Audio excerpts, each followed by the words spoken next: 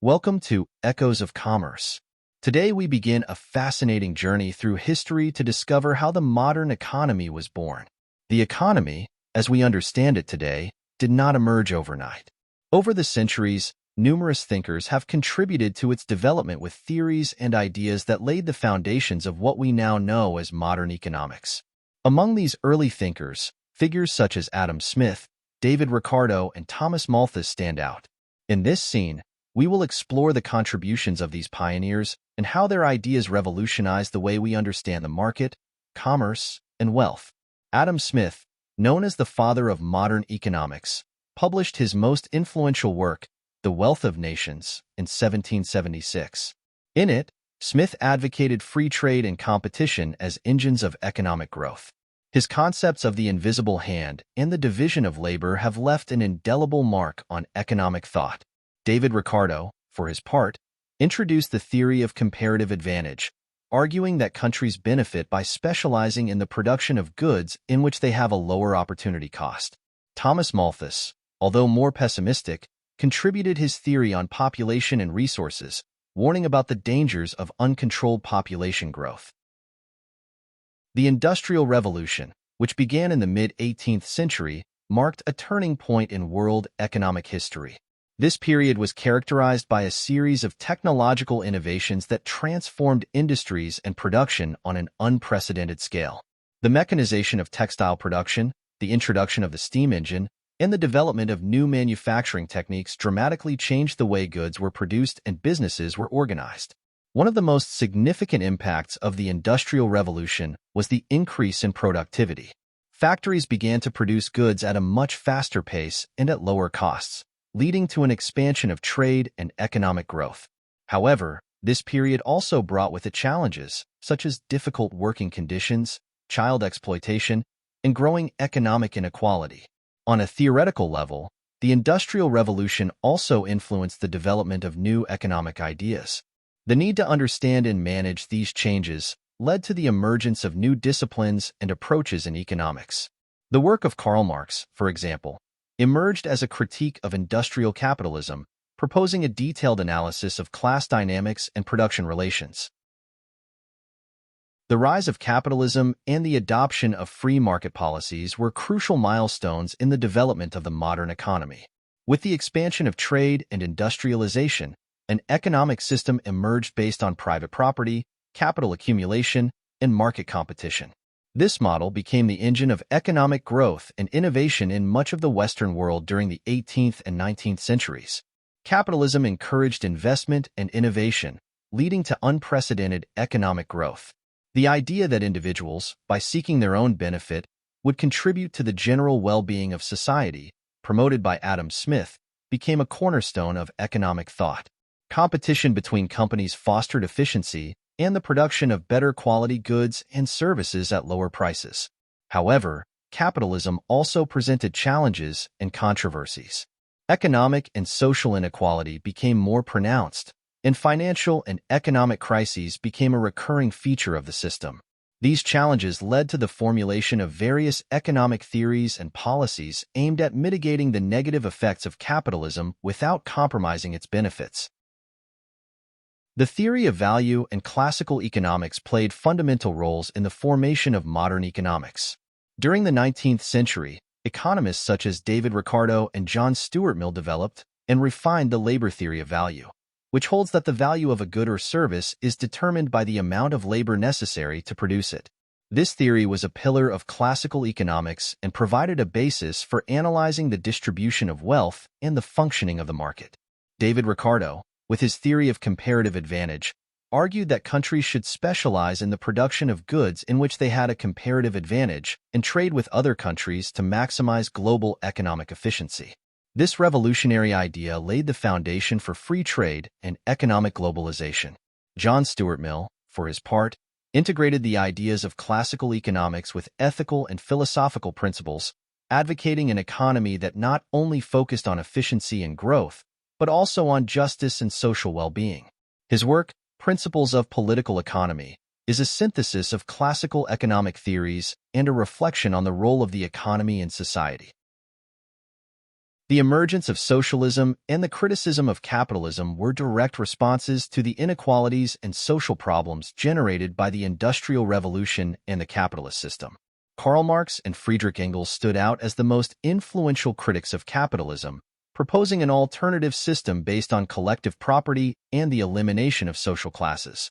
In their work, The Communist Manifesto, Marx and Engels argued that the history of humanity is a history of class struggle and that capitalism, with its focus on the accumulation of capital and the exploitation of workers, would inevitably lead to his own destruction. They proposed that the proletariat, or working class, rise up and take control of the means of production, establishing a classless and exploitation-free society. The impact of these ideas was profound, not only in academia, but also in politics and society. Socialism and communism became powerful movements that influenced the history of the 20th century, leading to the formation of socialist states and numerous revolutions. In the 20th century, economics experienced a new revolution with the ideas of John Maynard Keynes.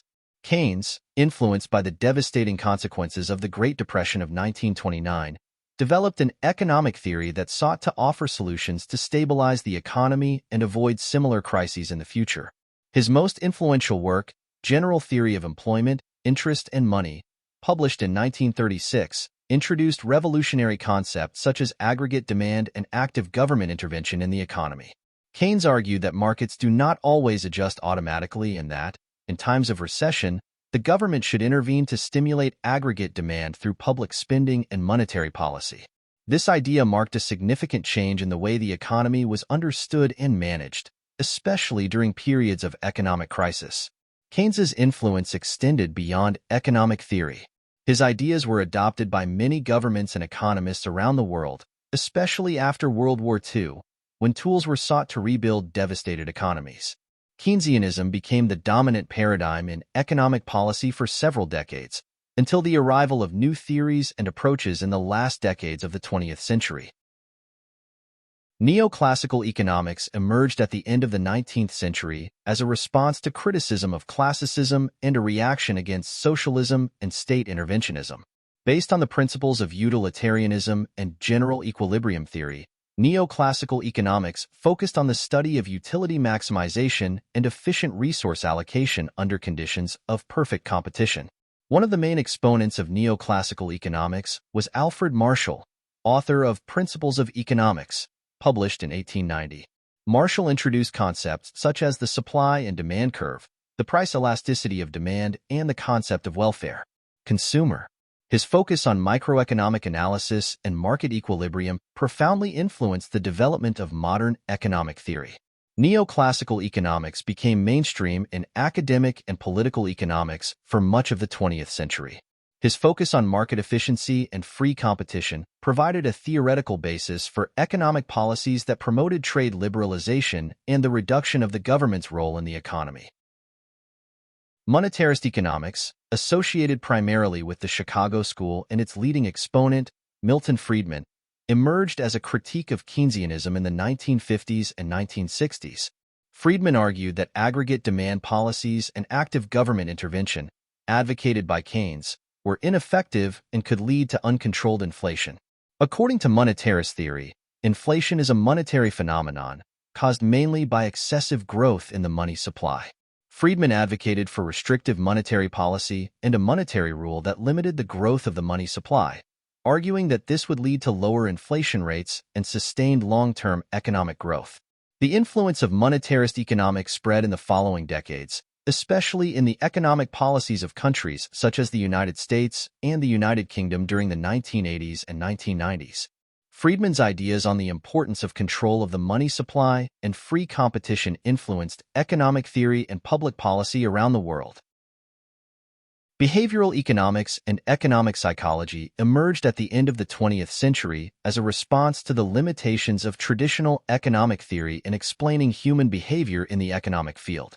Behavioral economists, such as Daniel Kahneman and Richard Thaler, began investigating how psychological and emotional factors influence individual and collective economic decisions. Kahneman, winner of the 2002 Nobel Prize in Economics, developed the two-system theory, arguing that human decision-making is based on both fast, intuitive thinking, System 1, and slow, deliberative thinking, System 2. This perspective revolutionized the way economic behavior is understood, suggesting that individuals do not always act in a rational and calculated manner when making financial decisions. Richard Thaler, for his part, coined the term behavioral economics to describe how cognitive and emotional biases affect economic decisions, such as loss aversion, the herd effect, and herd mentality. These ideas have been applied in fields as diverse as personal finance, public policy, and economic policy design. As we move into the 21st century, concerns about environmental impacts and sustainability have given rise to the emergence of environmental economics. This branch of economics focuses on integrating environmental considerations into economic decisions and finding sustainable forms of development that do not compromise natural resources and the future well-being of future generations. Environmental economics addresses crucial issues such as climate change, biodiversity loss, air and water pollution, among others. It provides analytical and policy tools to evaluate the environmental costs and benefits of different economic actions and design incentives that promote more sustainable business practices and public policies. One of the key concepts in environmental economics is sustainable development, which seeks to meet current needs without compromising the ability of future generations to meet theirs. This involves adopting production and consumption practices that are environmentally sustainable in the long term, using resources efficiently and minimizing negative impacts on the environment. Environmental economics also focuses on the economic valuation of natural resources and ecosystem services, recognizing their importance to the economy and human well-being. It integrates principles of economics, ecology, and ethics to address the complex challenges facing humanity in an increasingly interconnected and vulnerable world. Environmental economics has practical applications that impact our daily lives in significant ways. From personal decisions such as recycling and reducing energy consumption, to government policies that promote investment in renewable energy and the conservation of natural resources, these measures are essential to building a more sustainable future. In our homes, we can adopt energy-efficient technologies and responsible consumption practices to reduce our ecological footprint. This not only benefits the environment, but can also lead to long-term financial savings. Additionally, supporting local and global initiatives that promote sustainable practices can have a positive impact on our communities and the world at large.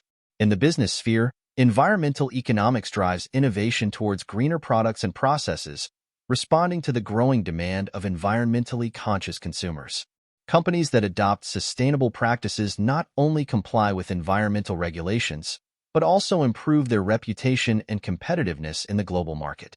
Understanding the principles of environmental economics and sustainable development is crucial to addressing current global challenges and preparing for a future where sustainability is a priority. By integrating these practices into our lives and supporting initiatives that promote responsible use of resources, we can contribute to building a more equitable, prosperous world in harmony with nature. Follow us, activate the bell so you don't miss any of our videos. Remember to like and share so that it reaches more people.